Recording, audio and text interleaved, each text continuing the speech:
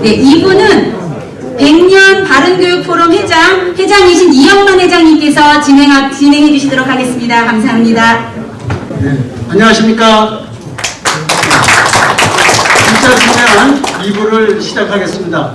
2부를 시작할 때 아까 처음부터 오셔가지고 저 자리로 안 올라가신다고 그래가지고 원래 저기다 자리를 해느냐 여기다 했느냐 그런데 저희가 초청을 했기 때문에 저기다 자리를 했습니다. 네. 그렇지 않으시면 여기 밑에 저기 있는데 네, 그렇고 저희가 일을 저질렀습니다. 그러나 이제 올라가셔야 됩니다. 올라가시죠. 네. 그럼 오늘 우리가 캐치프레이즈가 뭐냐면 무너진 교육 차기 정부의 희망을 건다로 주제를 세웠습니다. 그래서 그 기조 강연을 또 평소에 이제 이 정부가 어떻게 할 것인가를 생각하는 기조 강연을 국민의힘 중앙선거대책위원회 상임위원장이신 김병준 위원장께서 발표를 하시겠습니다.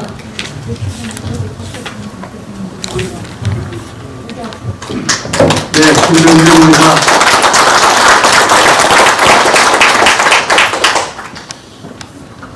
이 거리가 떨어져 있어서 제가 마스크를 벗어도 괜찮을 것 같습니다. 네. 우선 초대해 주셔서 초청해 주셔서 너무 감사합니다. 굉장히 중요한 운동을 하고 계신데 지금 창립을 하시고 두 번째 포럼을 이 100년 바른교육 포럼에서 열고 있는데 정말 축하의 말씀과 또 이 격려의 말씀을 드립니다. 와서 우선 제가 뵈니까 인사드릴 분이 너무 많은 것 같습니다. 여기 제가 알고 지내고 존경하는 분들이 평소 정말 크게 존경하는 분들이 많이 계셔서 저로서는 더욱 반가운 자리가 아닌가 생각합니다. 서성동 회장님, 또 윤경숙 대표님, 이 앞에만 봐도 우리 또 이영만 회장님은 말할 것도 없이 제가 보니까 저한테는 아주 사나운 동생인데 저 최영훈 전 동아일보 편집국장도 앞에 계시고 우리 이춘호 이사장님, 뭐 김경애 부교육관님, 최태호 교수님, 뭐 일일이 제가 다 말씀을 드리지 않겠습니다만 제가 나중에 따로 좀 인사를 드리도록 하고 지금 이 정도로 제가 생각을 하고 제 말씀을 드리도록 하겠습니다. 사실 교육을 이야기하려면 저도 참 부끄럽습니다. 교육 부분에 관한 이야기를 하면 부끄럽게 짝이 없는 게 제가 대학 교육에 정부에 있었던 기간까지를 포함해서 제가 계산을 하면 대학 교수직을 제가 일찍 시작해가지고 나이 30에 대학의 조교수가 돼가지고 이 정년을 몇 년 앞두고 명예퇴직을 했는데도 불구하고 하여튼 33년, 34년을 대학에 선생으로 있었습니다. 그리고 또 정부에서 어찌됐든 간에 제가 뭐 전체적인 정책을 총괄을 했습니다만 또 그 중에 아주 중요한 부분이 교육이었고, 그러니까 지금 현재의 우리의 잘못된 교육에 대해서 저도 책임이 크다 이렇게 생각합니다. 정말 부끄럽게 짝이 없고 국민들께 민망하고 이 자리에 계신 분들 참 얼굴 보기가 힘든 그런 상황이 아닌가 생각합니다. 저도 아이를 키웠습니다. 딸 둘을 키웠는데 제가 반성할 겸 저 아이 키운 이야기를 사실은 책으로 쓰기도 했습니다. 오늘 나눠드린 책 말고 제가 가장 아끼는 책 중에 제가 오늘 지금 보니까 우리 윤경숙 대표께서 아마 주선을 하신 것 같은데 책을 한 권씩 지금 가지고 계신데 그게 제가 제일 최근에 쓴 책입니다. 국가 있어야 할 곳에는 없고 없어야 할 곳에는 있다라는 건데 그 이전에 제가 책 광고는 아닙니다만 제가 우리 아이 키우는 이야기를 제가 책으로 한 권 썼는데 바로 이 책입니다.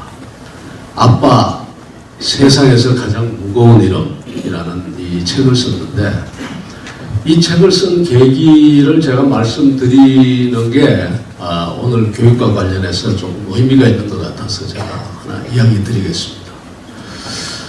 우리 아이들이 태어났을 때 첫 딸을 낳고 그 다음에 둘째 딸을 낳고 제 스스로에게 약속을 하나 했습니다. 그 약속이 뭔가 하면은 이 아이들이 커서 나중에 독립적인 결혼을 하든 결혼을 하지 않든 부모와 떨어져서 독립적인 생활을 하게 될 때에 제 나름대로 긴 편지를 하나 써주겠다라는 생각을 했습니다. 그 편지가 뭔가 하면은 내가 무슨 마음으로 너희들을 낳아서 어떤 마음으로 너희들을 낳아서 어떻게 키웠다 라고 하는 긴 편지를 하나 써서 줘야 되겠다라는 생각을 했습니다. 근데 실제 나중에 아이들이 커서 결혼을 하고 독립적인 생활을 하게 됐는데 그 편지를 쓰려니까 그 편지가 참 막막하더라고요. 어디서부터 정말 시작해서 그 편지를 써야 될지 몰라서 고민을 하면서 제 친구들이나 주변 사람들에게 우리 아이들한테 이런 약속을 했는데 내 마음속으로 아이들은 알아듣지도 못했을 테지만 그 약속을 내가 지켜야 돼서 지금 긴 편지를 써야 되는데 이런 내용을 담고 싶다 라고 이야기를 했더니 이 몇몇 분이 그거 그렇게 하지 말고 지금 이야기를 들어보니까 그거 여러 사람이 좀 나눠야 될 이야기가 있는 것 같다. 그러니까 그걸 편지로 쓰지 말고 책으로 한 건 내보면 어떻겠느냐. 그래서 참 부끄럽지만 그 책으로 한번 써보자 라고 쓴 책이 이제 이 책입니다. 그래서 중앙일보에서 그 출판을 해서 지금 나와 있습니다만 이 책에서 제가 정말 아이들에게 내가 어떻게 무슨 마음으로 너희들을 낳을 때 어떤 감정을 가졌고 그 다음에 키울 때 어떤 마음으로 키웠다 하는 것을 이제 제가 담았습니다. 이거 내니까 어떤 분들이 그래요. 아이들이 영재가 돼가지고 무슨 큰 사회적인 큰 인물이 됐느냐. 아닙니다. 그런 것도 아니고 아주 무슨 지금 정말 훌륭한 사람, 소위 말하는 성공한 아이들이 돼 있느냐. 그렇지 않습니다. 그냥 평범합니다. 평범하지만 저는 만족합니다. 제가 어떤 마음으로 키웠는가 하면 솔직히 이렇게 키웠습니다. 그냥 평범한 아이가 되라. 근데 그 속에서 뭔가 하면 우리 사회에 어떤 영웅을 기다리지도 말고 어떤 사람이 나를 구해줄 것이다. 어떤 사람이 대한민국을 구해줄 것이다. 그런 영웅을 기다리지도 말고 스스로 영웅이 되려고도 하지 마라. 뭐가 되어야 되는가? 그냥 한 사람의 시민이 되라. 자기의 권리를 행사할 수 있고 정당하게 행사하고 그리고 그 자기에게 국가가 또 사회가 주어진 그 시민으로서의 의무를 다하는 그냥 평범한 시민이 되라. 그런 마음으로 키웠습니다. 그런데 그런 점에서 보면 제가 그렇게 크게 틀리지 않고 그렇게 나쁜 교육을 시키지 않았다라는 생각을 요즘 가지고 있습니다. 아주 크게 잘못된 것 같지는 않기 때문에 크게 훌륭한 사람도 아니지만 그렇다고 해서 크게 잘못된 것도 아니고 그러면 됐다. 이렇게 키웠는데 그 교육을 하면서 제가 가졌던 생각이 뭔가 하면 기본적으로 자율입니다. 아이들 스스로 알아서 좀 해줬으면 좋겠다. 하나 제가 이미 공개된 이야기니까 하나 예를 들겠습니다. 아이들이 여자아이들인데도 제가 집에 몇 시에 들어오라 몇 시에 들어오라 물론 이제 몇 시에 들어오라는 기준은 정했죠. 밤 10시다 11시다 나이에 따라서 정하긴 했지만 한 번도 말하자면 몇 시에 들어온다 그 다음에 몇 시에 들어왔느냐 다음날 아침에 늦게 들어왔다고 혼을 내고 그런 적이 없었습니다. 그 대신에 어떻게 하는가 하면은 아이들이 들어오기 전까지 저는 평생 정말 거짓말 못하지 않고 단 한 번도 아이들이 들어오기 전에 제가 먼저 잠을 잔 적이 없습니다. 아이들이 새벽 1시에 들어오든 2시에 들어오든 그 아이는 아빠가 분명히 깨어있고 자신들을 기다리고 있다는 사실을 알고 들어옵니다. 그리고 반드시 와서 인사를 하고 가야 되기 때문에 정말 술을 아무리 마셔도 이 혼수 상태가 돼가지고 아빠 앞에 와서 자빠질 정도의 그 술을 마시지 않더라고요. 그러니까 그렇게 하니까 그렇게 아이들이 그렇게 크더라고요. 뭐 잘못한 것도 많고 또 잘한 것도 많지만 그런 마음으로 키우는데 지금 제 마음이 어떤 생각인가 하면 바로 그 마음이 어디에 담겨 있는가 하면 지금 그 앞에 놓인 그 국가 있어야 할 곳에는 없고 없어야 할 곳에는 있다. 그 속에 담겨 있습니다. 그 내용은 뭔가 하면 우리 사회가 좀 더 자유롭고 또 자율적인 질서가 마련되어야 된다고 믿는 겁니다. 근데 우리한테는 지금 우리 세상에는 정말 좀 더 자유롭게 놔둬도 되는데 국가 권력이 곳곳에서 간섭을 하고 이래라 저래라 하는 게 너무 많습니다. 먼저 말씀드리면 국가가 반드시 해야 할 일들이 있습니다. 국가가 필요하고 또 정부가 필요하고 그리고 반드시 해야 될 일이 있다. 예를 들어서 우리 사회의 복지 기반을 다지는 것 저는 대단히 중요하다고 생각합니다. 사회 불평등을 바로잡는 것 또 사회를 공정하게 유지하기 위해서 경찰 행위를 하고 그 다음에 경제 질서를 바로잡고 하는 것 국가가 반드시 그 중요한 역할을 해야 된다고 생각합니다. 하나 예를 들어서 우리가 아무리 자유주의 국가를 갖다 추구한다 해도 빈부격차가 심하면 그 빈부격차가 심한 그것이 어떤 세상을 만드는가 하면 결국은 너무 많은 사람들로 하여금 그 빈부격차를 느끼고 거기에 대해서 저항을 하고 하면서 결국은 자유로운 질서를 갖다 뒤엎어버리고 맙니다. 공산주의 혁명과 사회주의 혁명이라는 것이 바로 그래서 일어나는 겁니다. 그 빈부격차가 부르는 것. 그러니까 자유롭고 싶으면 언제나 무엇을 걱정해야 되는가 하면 우리가 자유롭고 싶으면 사회적 형평과 사회적 균형, 경제 사회적 불평등, 공정을 우리는 반드시 걱정해야 됩니다.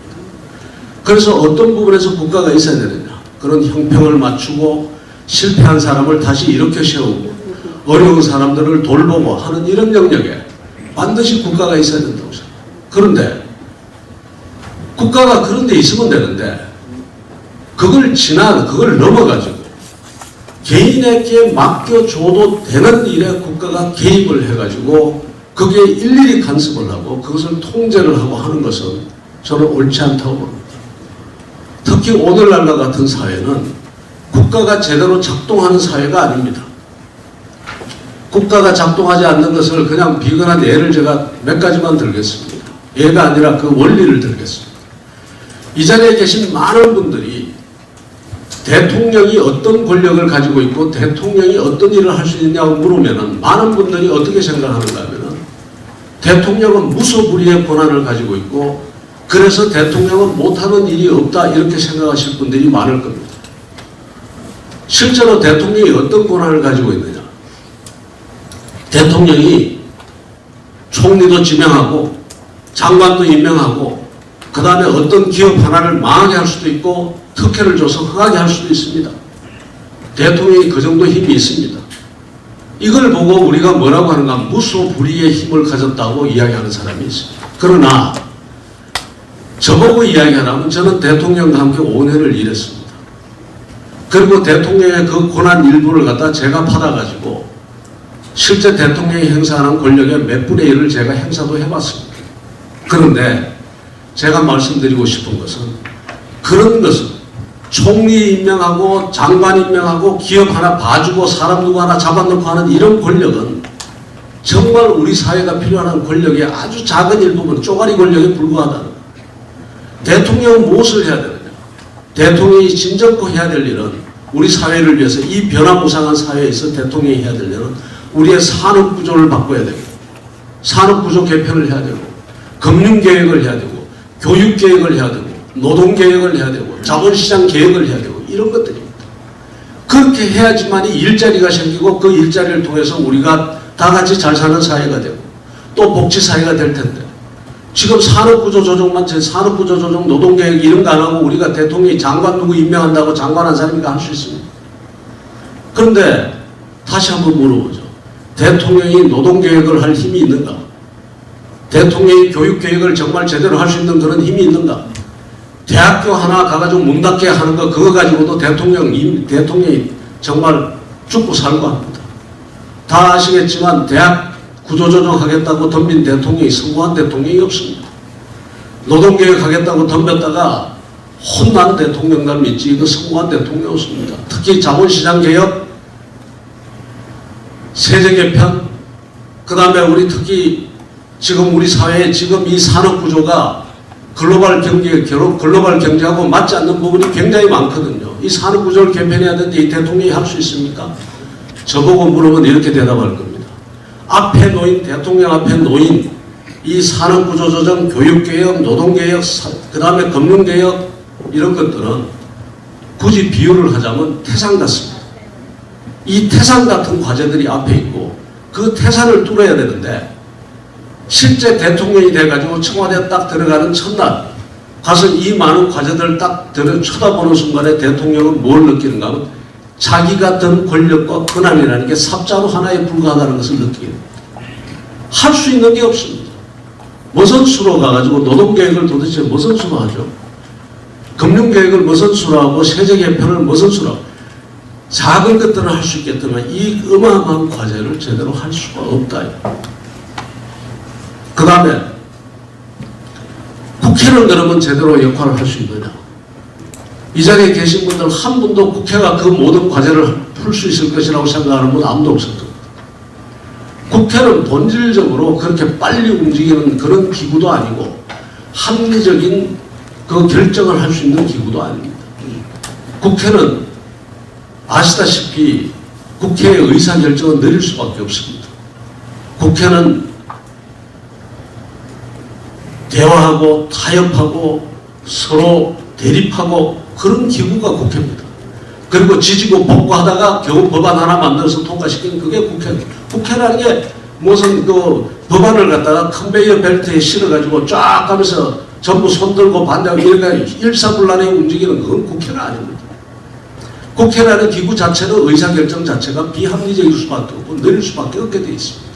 특히 속도에 있어서 느릴 수밖에 없습니다. 지금 현재 국회에 계류된 법안이 지금 몇 개가 되느냐? 16,000개예요. 처리할 수가 없다는 거예요.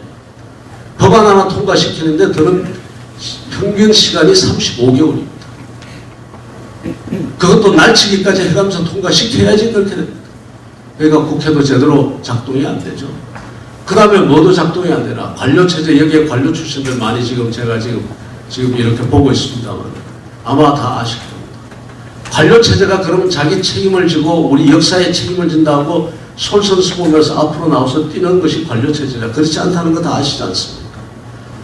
관료들 나름대로 자기 합리성을 다 추구합니다. 자기 나름대로의 그 안위를 걱정하고 그런데 우리 사회가 어떻습니까? 법과 영과 훈련과 지침과 규칙과 그 모든 것이 관료들 입장에서는 거의 지뢰가 되어 있습니다. 밟으면 터집니다. 열심히 움직이다가 그 지뢰 밟으면은 자기만 죽는 것이 아니라 옆에 사람도 죽일 수가 있어요. 그래서 솔선수범해서 앞으로 진격하고 나가지 않습니다. 제가 무슨 말씀을 드리는 겁니까? 국가 부분, 대통령과 국회와 그 다음에 뭐가요? 관료가 우리를 구제하지 않는다는 이야기입니다. 우리를 구제하지 않으면 그럼 누가 뛰어야 되느냐? 뛰어야 될 것은 결국은 우리 자신들입니다. 우리 자신들이 열심히 뛰고 우리가 열심히 혁신하고 우리 스스로를 혁신하고 바꾸고 그렇게 해서 그렇게 해서 우리 사회를 갖다 경쟁력을 높이고 해야 되는데 이게 국가가 곳곳에 끼어들어서 이것을 못하게 하거나 막고 있거나 그러고 있단 말입니다. 불합리한 규제, 불합리한 간섭이 곳곳에 있다. 제가 다른 이야기 안 드리겠습니다. 경제 부분에서 어떤 것이 있다라는 이야기예요. 무시무시할 정도로 있습니다. 국가가. 이 자리에 사업하시는 분들 계시죠? 대한민국에서 배임과 횡령이 얼마만큼 광범위하게 적용된다는 걸 다 아실 겁니다. 기업하는 사람들 어떤 기업이든 검찰이 마음먹고 들어가서 배임으로 잡아넣겠다고 하면 안 걸릴 기업이 하나도 없습니다. 그러니 사업을 하려면 뭐부터 시작해야 되는가 하면 스폰서 해가지고 검사 한두 명은 손에 쥐고 있어야 되고 판사 몇 사람 잘 사겨놔야 돼. 그렇게 안 하면 도대체 사업을 하는 건지 형무소 담당 위를 걷는 건지 모르는 그런 세상이 돼 있다. 그러니까 그 위에 검찰이 힘을 주고 그 위에 정치 권력이 그 위에 올라타고 우리 사회에 불공정이 생기고 그렇게 되는 겁니다. 검찰 개혁이라는 게 공수처 만들어가지고 검찰 개혁이 하는 것이 아니라 다른 나라에서 죄가 아닌 것은 우리나라에서도 죄가 안 되게 하면은 검찰 권력은 저절로 정상화되는 겁니다.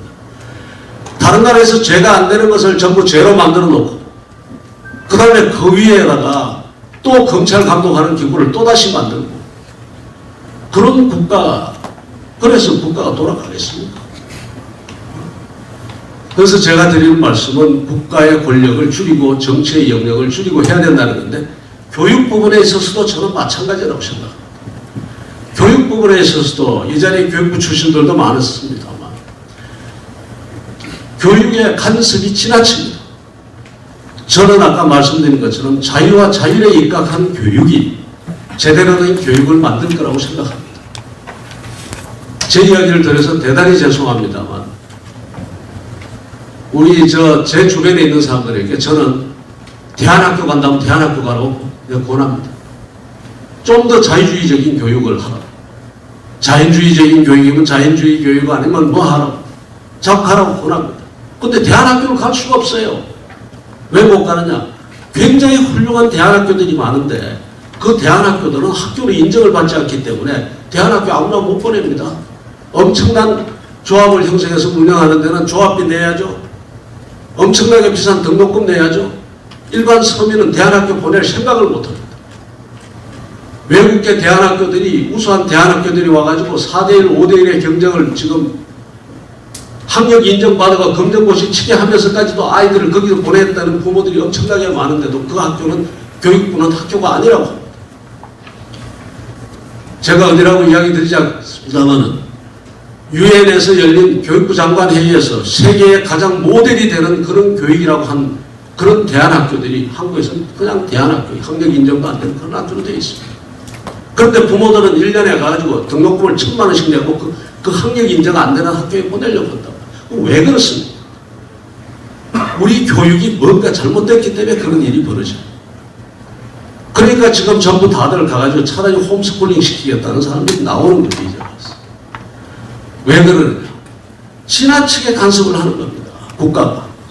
좀 더 말하자면 자유주의 교육에 이런 학교도 있고 저런 학교도 있고 이래가지고 서로 프로그램을 가지고 경쟁을 하고 커리큘럼 가지고 경쟁을 하도록 하고 부모 선택권을 갖다가 조금 더 인정하든가 그러면은 얼마든지 더 좋은 학교들이 나올 거를 국가가 해결화시키고 끌고 가고 있는 거예요. 제가 굉장히 그 학교가 좋다 나쁘다를 제가 이야기 드리는 게 아닙니다. 고등학교 대안학교를 하나 보고 놀란 경우가 있습니다. 어느 학교라고 이야기 드리지 않겠습니다만 교사도 없고 그것도 없고 말하자면 이 커리큘럼도 없고 심지어 학교 교실조차도 없는 그런 학교를 제가 보고 있습니다. 뭐만 하느냐 하니까 그 학생이 그 학교에 입학하면 이번 학기에 뭐를 하겠다라고 프로젝트 베이스로 프로젝트를 가지고 그 선생님하고 이야기해서 그 프로젝트가 인정받으면 학교에서는 교사가 그 학생을 가르치는 게 아니라 학교가 확보한 수많은 멘토들에게 연결시켜서 살아있는 교육을 받도록 하는 그런 학교 지금 우리 우리나라에도 있습니다. 근데 당연히 이 학교는 학교가 아닙니다. 교육부가 인정하지 않거든요. 그러니까 참으로 답답한 이야기입니다. 참으로 답답한. 이것이 좀 뭔가 말하자면 혁신이 왜 국가만 하는 것이 혁신이냐. 국가가 혁신도 국가가 해야지만 혁신이다 그게 아니고 혁신은 내 가정에서부터 아니면 작은 학교 단위에서부터 혁신적인 교육이 일어나가지고 그 혁신적인 교육끼리 서로 경쟁을 하면서 좀 더 혁신적인 교육이 우리 사회 전체로 퍼질 때 우리의 교육혁명이 일어나는 것이지 국가가 해결화된 혁신 프로그램을 가지고 이렇게 하라 저렇게 해라 이렇게 해서는 일어나는 것이 저는 아니라고 생각합니다. 부모의 선택권을 존중해주고 그렇게 해야 되지 않느냐라는 게 제 생각입니다. 모든 분야에서 그렇습니다. 그런데 지난 5년 동안에 이런 제가 정말 벗어나고 싶은 국가주의는 점점 그 강도를 더해왔습니다.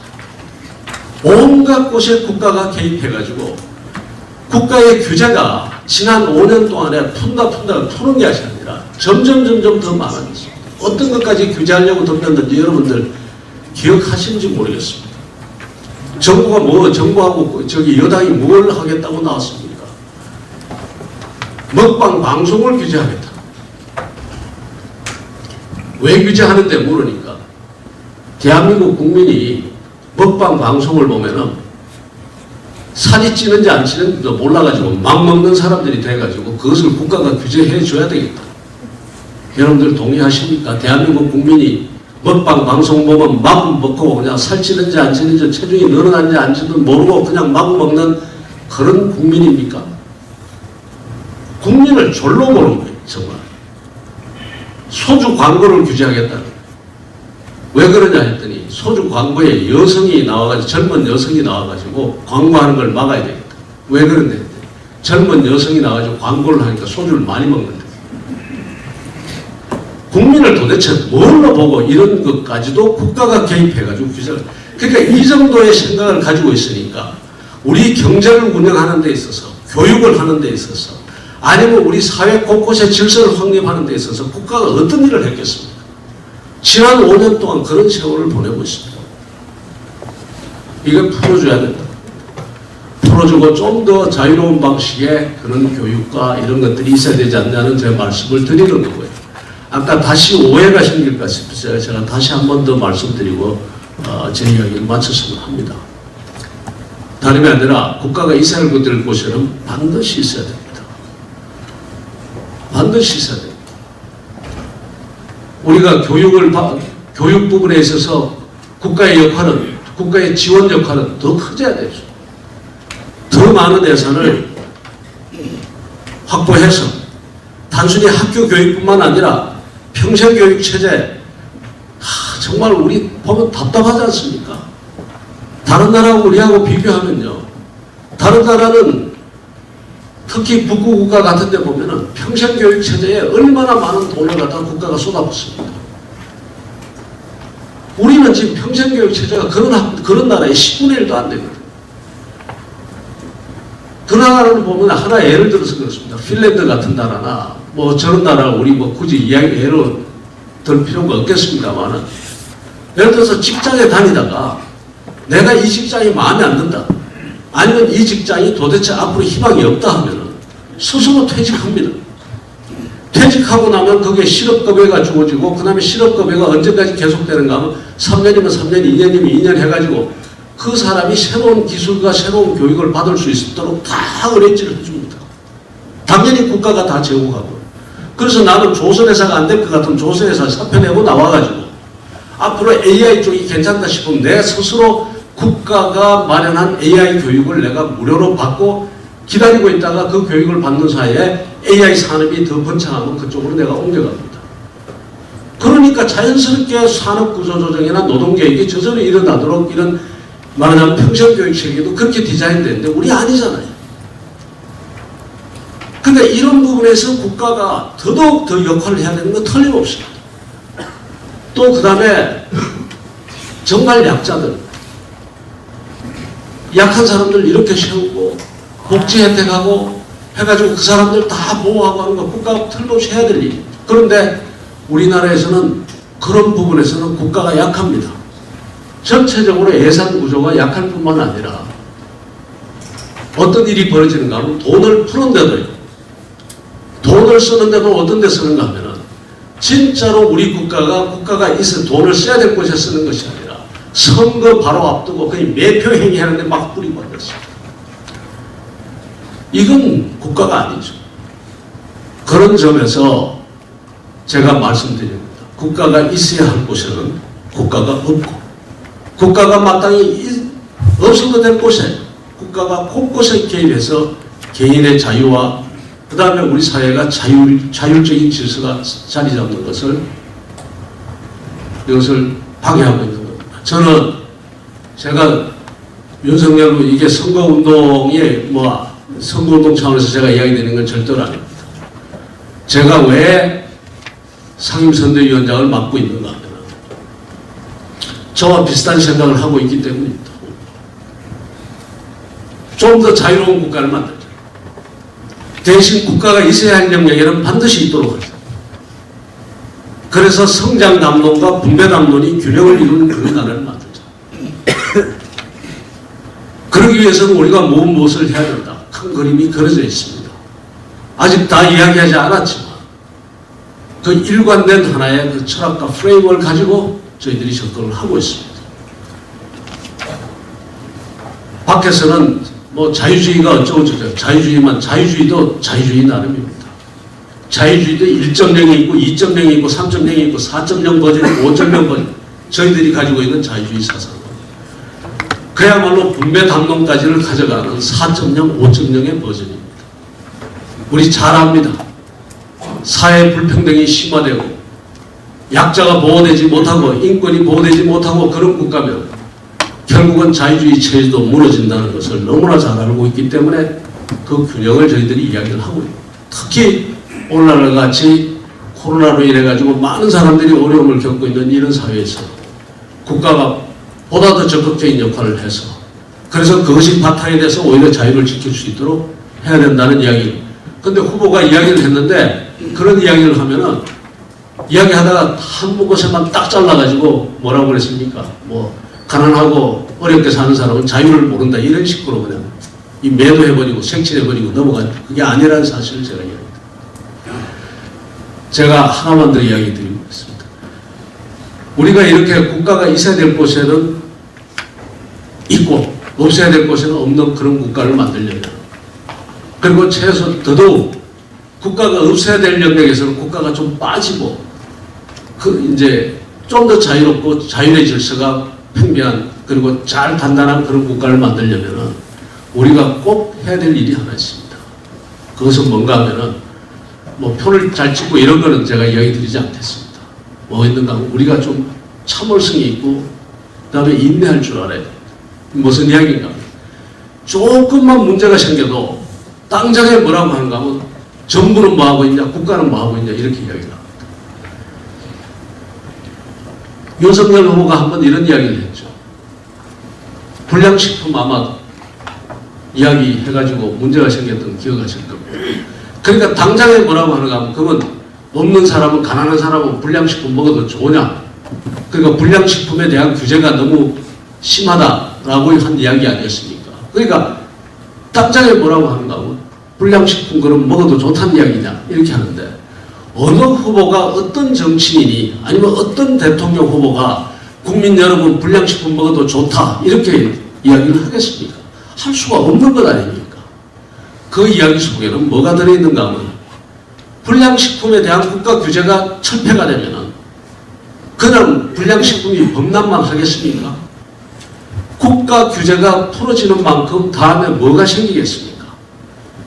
하루 이틀 지나면서 누가 들고 일어납니까?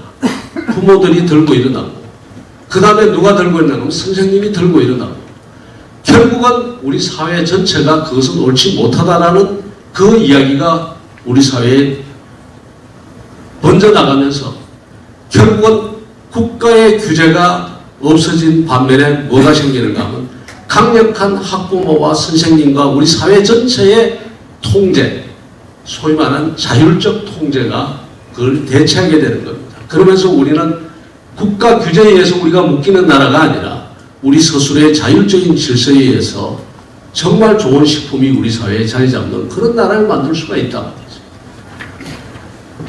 이문열의 당신들의 천국에 아시겠습니다만 석대가 물러난 교실은 엉망이 됩니다. 엄석대 쫓아나오고 독재자가 쫓겨나간 나라는 엉망이 되고요. 엄석대 있을 때는 꼼짝도 못했던 그 조용하기만 했던 교실이 엄석대가 사라지고 나니까 온통 그냥 아이들이 떠들고 반장 선거도 서론하겠다고 야당 법석을 하고 교실이 엉망이 됩니다. 그런데도 새로 오신 선생님은 그 매를 들지 않습니다. 매를 들지 않고 몇 달 동안 그 아이들이 떠들고 시끄럽게 하는 그것을 그냥 가만히 두고 봅니다. 결국 몇 달이 지나니까 아이들이 어떻게 됩니까? 아, 교실이 이래서는 안 되겠다 하고서는 스스로 자각해서 자율의 질서를 잡아가기 시작합니다. 선생님의 매가 겁이 나서, 엄석대의 독재가 겁이 나서 조용해지는 것이 아니라 그 아이들의 자유로운 의지에 의해서 자유와 자율의 질서를 만드는 겁니다. 우리가 가고 싶은 나라가 그런 나라 아니겠습니까? 우리 스스로의 민주적이고 자유로운 질서에 의해서 사회 질서가 자리 잡고, 그러면서 국가는 그런 규제에서부터 좀 그런 규제는 하지 말고 저쪽에 떨어져 사회정책, 복지 이런 데 신경 쓰면서 자유롭고도 그리고 다 같이 잘 사는 나라, 그런 나라를 만드는 것이 우리 일 아닌가. 교육도 그런 것 중에 하나로서 우리가 가야 될 것 아닌가. 그 이야기를 제가 드립니다. 자, 오늘 경청해 주셔서 감사합니다. 감사합니다.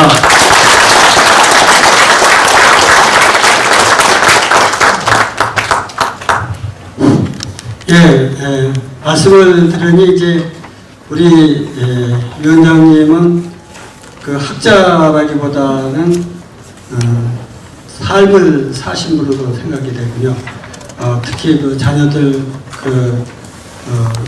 이제 귀가 시간을 통해서 성경에 나오는 이제 나간 탕자 돌아오는 아버지의 심정으로 이렇게 우리 어른들이 이제 그 어린이와 학생들을 이제 자율로할 때 마음은 항상 이렇게 기다리는 심정으로 인내를 해야 된다는 그런 말씀을 이렇게 필두로 하셔가지고 저는 감명을 받았습니다. 우리 100년 그 바른교육 포럼도 사실 시작한 것은 정부의 무엇을 요구하고 또 교육청의 무엇을 요구하는 그런 시민운동이 아니라 그 충남 보령에서 운동서원이라는 서원을 차려서 그 시골의 아이들을 어떻게 이제 그 교육할 것인가, 그런 풀뿌리 교육으로 시작을 하고 있습니다. 그와 마찬가지로 오늘 이제 위원장님께서는 국가가 있어야 할 곳은 무엇인가, 이것은 이제 제시해 주시고, 또 국가가 없어야 할 곳은 무엇인가, 이것을 명쾌하게 이제 제시해 주시기가 어려울 것으로 생각이 됩니다. 하도 오랫동안 타성에 젖어서. 그러나 기본 이러한 철인 교육을 가지고 계시기 때문에 잘 수용이 되고 그 제자리를 서실 것으로 생각이 됩니다.